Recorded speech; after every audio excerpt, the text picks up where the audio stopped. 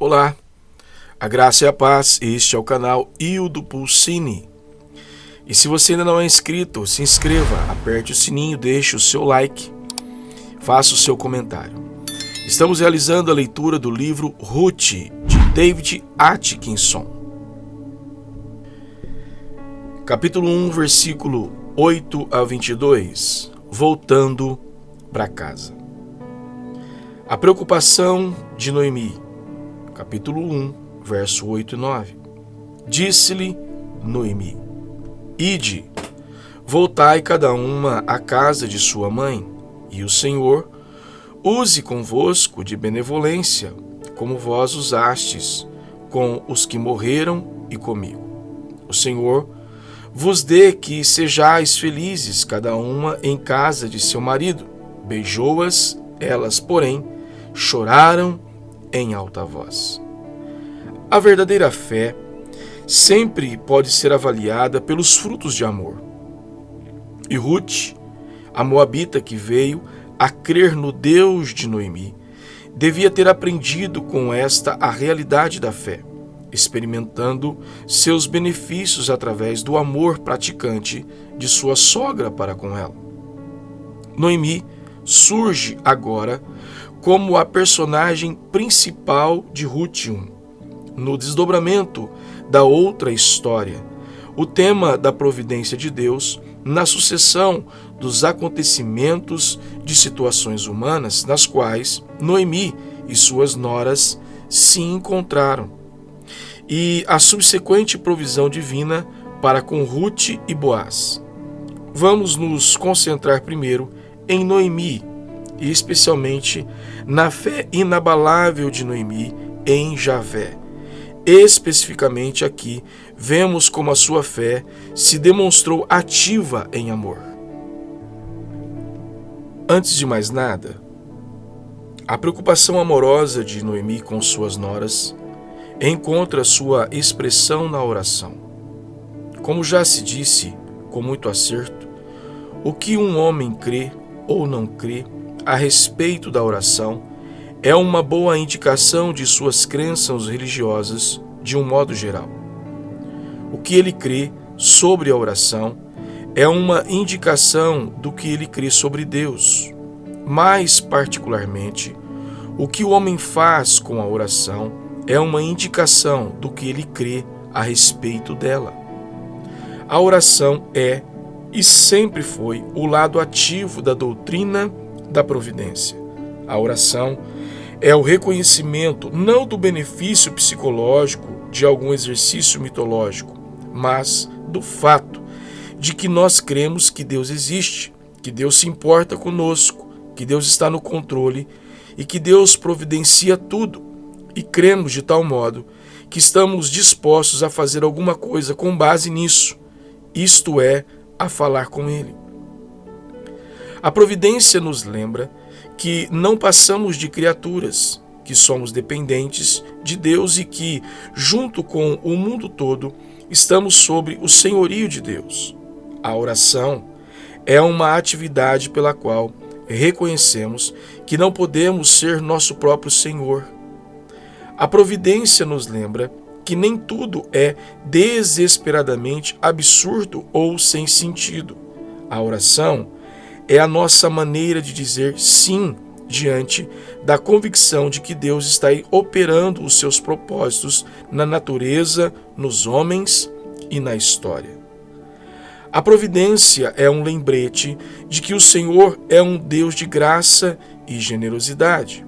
A oração é a nossa maneira de responder ao seu convite para fazermos parte da família da sua aliança, para sermos seu filho ou sua filha, seus cooperadores neste mundo.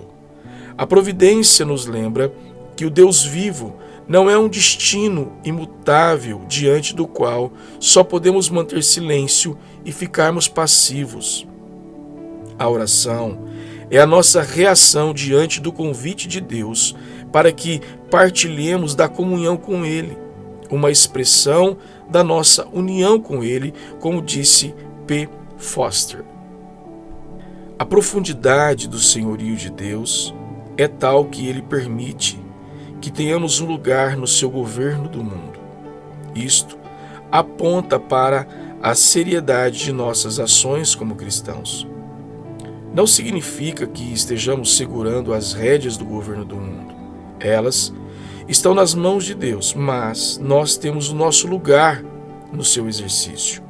Em sua onipotência e onisciência supremas, Deus quer partilhar sua vida conosco. Forster prossegue dizendo que Deus vai retificar e compensar nossa oração quando a responder. Não que a nossa oração seja a coisa certa e segura a fazer, e a resposta de Deus a coisa incerta e insegura. Pelo contrário, nós é que somos desafiados na oração e não Deus. Portanto, através da oração, nós expressamos a nossa confiança na providência de Deus e descobrimos como a nossa própria vontade deve ser alinhada com a sua vontade soberana e cheia de amor por nós. A nossa ação na oração se encontra na sua resposta transformadora. Isso aconteceu com Noemi em sua oração a favor de Ruth e órfã. Ela orou como alguém que conhecia a seu Deus, como o Senhor da aliança. A sua oração aqui é de confiante entrega do futuro nas mãos do Senhor. Ao pensar em suas noras e nas necessidades delas, Noemi ora pedindo que o Senhor, o Deus da aliança, use de benevolência para com elas. O amor da aliança. Benevolência, versículo 8, traduz a palavra central do relacionamento de Deus com o seu povo através da aliança. Eshed, amor constante e fidelidade. É uma palavra que combina o calor da comunhão de Deus com a segurança da sua fidelidade. É a palavra de amor que Moisés canta ao louvar ao Redentor e pela qual o povo é convocado para a comunhão da aliança com ele. Noemi louva a Deus por seu Reshed em capítulo 2, verso 20. E Ruth é louvada pelo seu em capítulo 3, versículo 10. Portanto, é uma palavra que nos diz algo do caráter de Deus da aliança e também diz algo das pessoas que demonstram esse caráter em suas vidas. Vamos retornar a este assunto no capítulo 4. O correlativo desta palavra no Novo Testamento é ágape, que descreve o amor sacrificial de Deus pelo seu povo e o amor que ele espera que o seu povo demonstre em troca disto. Talvez a definição mais aproximada é a que encontramos em 1 João capítulo 4, versos 10 e 11. Nisto consiste o amor, não em que nós tenhamos amado a Deus, mas em que Ele nos amou e enviou seu Filho como propiciação pelos nossos pecados. Amados, se Deus de tal maneira nos amou, devemos nós também amarmos uns aos outros. Noemi confia no Deus do amor e entrega Ruth e órfã aos cuidados dele. Suas noras demonstram uma bondade maravilhosa para com ela e sua extinta família. Que Deus demonstre o seu amor para com elas. Sua preocupação particular era que elas retornassem às suas próprias famílias em Moabe, onde aparentemente pelo menos os pais de Ruth ainda viviam, capítulo 2, versículo 11, e que se casassem novamente. Um lar. O Senhor vos dê que sejais felizes, cada uma em casa de seu marido. Isto indica principalmente o anseio por um lugar de descanso. A palavra não se refere apenas ao fim dos problemas e do sofrimento que Ruth e Orfã pudessem superar a dor de suas perdas, mas também a experiência positiva da segurança e do conforto divino. Volta minha alma ao teu sossego, descanso, canta o salmista, pois o Senhor tem sido generoso para comigo. Para entender o pleno significado da oração de Noemi, temos de saber alguma coisa sobre a situação das mulheres viúvas naquele tempo. Considerando que o status das mulheres na sociedade do Antigo Testamento era muito aquém do que lhe foi concedida por Jesus no Novo Testamento. Na sua maneira de tratar a mulher junto ao poço, com a Sirofenícia, Maria e Marta, como também no que ensinou sobre o divórcio, garantindo às mulheres direitos iguais aos dos homens. A situação da viúva era ainda pior. A esposa estava incluída na propriedade do marido, podendo ser repudiada e não tinha direito de herança.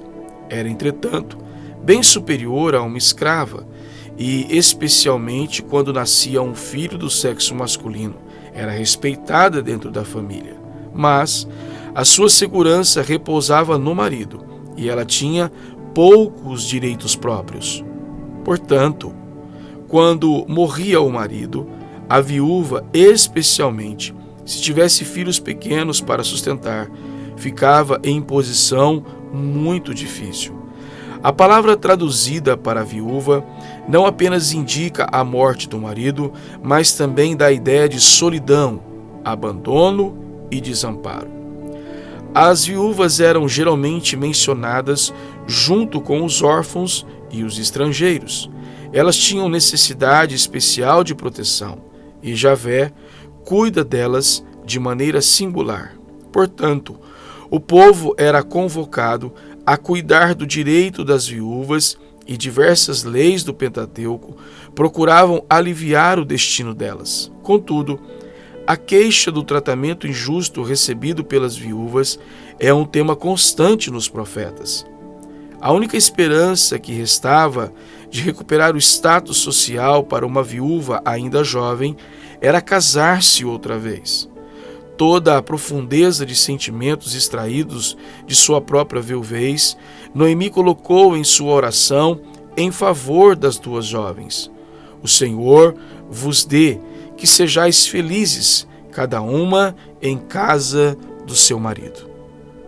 A dor da separação. Capítulo 1, verso 9b ao 14. E beijou-as. Elas, porém, choraram em alta voz e lhe disseram: Não, iremos contigo ao teu povo. Porém Noemi disse: Voltai, minhas filhas, por que iríeis comigo? Tenho eu ainda no ventre filhos, para que vocês sejam por maridos? Tornai, filhas minhas, ide-vos embora, porque sou velha demais para ter marido. Ainda quando eu dissesse: Tenho esperança, ou ainda que esta noite tivesse marido e houvesse filhos, esperá-lo-eis até que viesseis a ser grandes? Abster-vos-eis de tomardes marido? Não, filhas minhas, porque por vossa causa me amarga ter o Senhor descarregado contra mim a sua mão. Então, de novo choraram em voz alta. Orfã, com um beijo, se despediu de sua sogra, porém Ruth se apegou a ela. O choro expressa a dor, e a dor era em parte um sentimento de ambivalência de Orfã e Ruth, que precisavam escolher entre o seu amor por Noemi e a sua esperança de serem mães num segundo casamento. Inicialmente, as duas se recusaram a partir, mas, com a insistência de Noemi, Orfã foi persuadida. O raciocínio de Noemi girava em redor da prática do casamento de levirato, que explicaremos mais detalhadamente na seção 5. Quando um homem morria sem deixar um filho homem, o seu irmão devia agir como levir, isto é, tomar a viúva a fim de gerar um filho para o homem morto. Talvez Noemi estivesse dizendo a Ruth e Orfã que não Haviam irmãos vivos de Malom e Quilom que pudessem agir como Levir, e naturalmente as jovens não podiam esperar que futuros filhos seus atingissem a idade de casar. De qualquer forma, Noemi já havia ultrapassado a idade de conceber. O autor pretende descrever um quadro de desesperança. Noemi está enfatizando a completa impossibilidade de providenciar pais para os filhos de Orfa e Ruth. Conforme veremos, a situação estava longe de tal desespero, pois, na providência de Deus e através da ação de um Goel, um parente remidor, Ruth receberia um marido e um filho. Mas, por agora, esta esperança não estava ainda no horizonte, e Orfa foi persuadida a partir. Ela beijou Noemi, despedindo-se dela, versículo 14, e presumivelmente voltou a Moabe para procurar outro marido. A propriedade de Quilom retornou para Noemi, 4:9. A dor não era apenas das noras. Tanto o sofrimento da própria Noemi, como a sua participação na dolorosa escolha que Ruth e Orfa tinham de fazer, expressavam-se nas suas palavras: não, minhas filhas, porque por vossa causa a mim me amarga o ter o Senhor descarregado contra mim a sua mão. Vamos retomar a este versículo quando chegarmos a Ruth em 1:21. Nota-se, porém, que apesar do sofrimento, seus pensamentos são voltados para o benefício dos outros por vossa causa. E, apesar do sofrimento e até mesmo ira, Noemi ainda se apega ao fato de que aquilo que recebeu veio das mãos do Senhor. Não há sentimentos ocultos, não há fingimento de que não existe ira, não há qualquer gesto estoico, nem falsas afirmativas de que tudo vai bem, enquanto, da perspectiva de sua fé na providência de Deus, tudo vai bem. Ela certamente não se sente assim, como o grito de Abacuque diante de Deus, por causa do seu aparente fracasso em evitar que se levantassem os opressores caldeus, para descobrir depois, finalmente, que os próprios caldeus faziam parte do propósito amoroso de Deus, e havia, não obstante, fundamentos para a confiança na força de Deus, até mesmo alegria. Assim também, Noemi aqui não esconde de Deus seus sentimentos mais profundos. Muitos de nós até já esqueceram como se lamenta a morte de alguém. Embora devamos nos lembrar de que a fé cristã acabou com o aguilhão da morte e que há lugar para uma palavra gentil de compaixão em certas ocasiões. Não chores. Não devemos negar a dor da separação daqueles que perderam os seus queridos. Chegará o dia em que a afirmação cristã da esperança de vida em Cristo se tornará a realidade do novo céu e da nova terra, quando a morte já não existirá, já não haverá luto, nem pranto, nem dor, mas haverá momentos ainda deste lado do céu, quando choraremos e lamentaremos antes de nossa tristeza ser convertida em alegria. Naturalmente, a fé cristã tomou obsoleta quando grande parte da lamentação pública prolongada e dolorosa pelos mortos, o que era costume no Israel de antigamente. Embora os crentes em Javé fossem proibidos de praticar alguns rituais da morte dos cananeus, eles ainda ficavam durante longos períodos gemendo e batendo no peito depois da morte de um ente querido. A parábola de Jesus sobre as crianças lamentando os mortos quando brincavam de enterro indica que algum desses costumes ainda prevaleciam no seu tempo.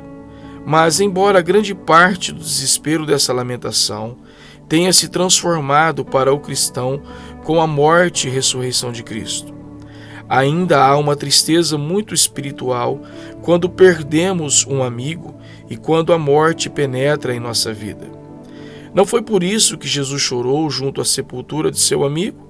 em nossa tristeza pela morte, nós, como cristãos, somos sustentados pela esperança da ressurreição dos mortos. Mas não vamos fingir que a morte não machuca e que a tristeza não pode ser expressada. A tristeza é uma coisa real e a sensibilidade renovada pela graça de Cristo pode sentir-se profundamente ferida e, portanto, muito mais suscetível a revelar-se em lágrimas. Após o choque inicial de dor pela morte de alguém, e após o pequeno período de serenidade forçada por causa dos outros, no funeral, por exemplo, o verdadeiro sofrimento, muito naturalmente, leva a uma experiência de retorno às emoções que alguns de nós esquecemos desde a infância. Sentimento às vezes de culpa, às vezes de raiva, vem junto com uma tensão que anseia ser aliviada com lágrimas. É depois de passar por esta importante fase, na qual a dor pode ser expressada e chorada, que uma pessoa pode começar a se consolidar e a edificar novamente um futuro. Muitos de nós perdemos contato com os nossos sentimentos ou esquecemos como é que se chora. Para nós, geralmente, é mais difícil atingir esse estágio de reconstrução. Que as lágrimas dessas mulheres nos lembrem a importância de não esconder nossos sentimentos ou de não fingir que eles não existem. Maturidade implica aprender a expressar nossas emoções apropriadamente. Noemi passou pela dor e chegou à determinação de edificar uma vida nova no futuro. Que Noemi também nos faça lembrar que nossos sentimentos mais profundos e nossas ansiedades não estão ocultos de Deus. Ele deliberadamente apresenta a Ele os seus sentimentos de maneira bem franca. Realmente, ela lança toda a responsabilidade do seu destino nas costas de Deus. Ela agora experimenta Deus como um inimigo, cujo mão foi descarregada contra ela. Dele foi também a mão por trás da fome e das mortes, primeiro de seu marido e depois de seus filhos. Mas ela mantém estas amargas experiências dentro do contexto de sua promessa, lembrando-se e às suas noras do seu nome, Javé, o Senhor. O que significa a fé em Javé em períodos de aflição? Mais tarde, voltamos os olhos para o sofrimento e, às vezes, discernimos o bem que veio após ele. Outras vezes, não frequentemente podemos crer. O sofrimento nos confronta mais que qualquer outra coisa com a transitoriedade e fragilidade das nossas vidas. O sofrimento, como bem se vê no livro do Dr. Mark Israel, o sofrimento que cura, pode nos colocar em contato com dimensões mais profundas da vida espiritual. O sofrimento que o Dr. Israel chama de a face escura de Deus pode ser o caminho para o crescimento e a maturidade do caráter. Dor que cura, mas, na hora, não nos sentimos assim. Na hora, como testifica a experiência de Noemi, a essência da confiança durante toda a experiência da aflição é nos colocarmos humildemente debaixo da mão de Deus, da qual recebemos o golpe, na firme crença de que, apesar de todas as aparências, é a mão do Pai de amor. Garante-me, ó Senhor, a força a atravessar o vale da sombra da morte, de modo que, ao sair do outro lado, eu seja uma pessoa melhor, mais compassiva, mais aproveitável por ti como testemunha e mais útil ao meu irmão como servo. Uma fé assim deve ter tido uma influência vital na vida de Ruth. Com a graça de Deus, terminamos aqui a parte 3 desse livro Ruth, de David Atkinson. Este é o canal Hildo Pulcini. Se você ainda não é inscrito, se inscreva, aperte o sininho para receber as outras notificações, deixe o seu like e faça o seu comentário. Que Deus te abençoe. Fique na gloriosa paz do Senhor Jesus.